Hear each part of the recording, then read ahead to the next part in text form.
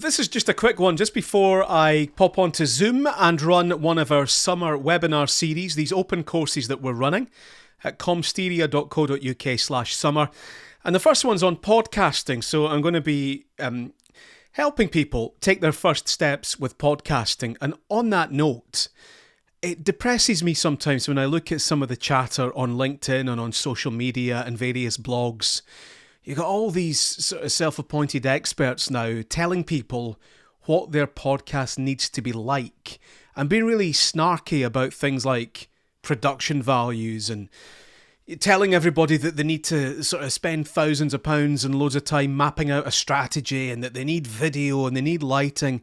You know, you can have all that if you want, but let's not dictate to people how they ought to express themselves in a podcast. We don't all want to be Goalhanger and Stephen Bartlett and the like. Some people just see it as a reflection on their work or sharing some ideas. Podcasting used to be such a nice, friendly community. The same way that anyone can get on a bike and go cycling.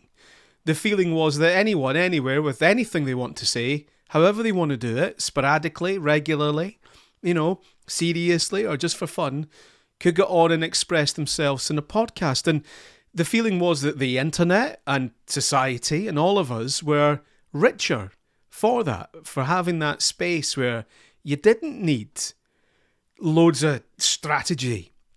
You could just say your bit and out it went. A podcast is an audio file.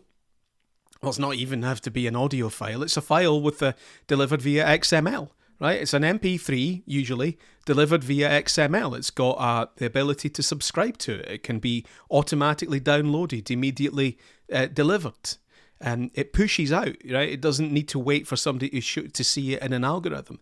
That's all a podcast is. If you want to deliver video through it, you can. If you want, as most people do, to deliver audio through it, you can. I'm told you can. If you really want, you can deliver PDF through it. And most systems that will play a podcast are capable of reading a PDF if they're delivered that way. It's just a file type. It's just a distribution. Right? Telling someone what to do with a podcast is akin to telling someone what they should do with a Word doc.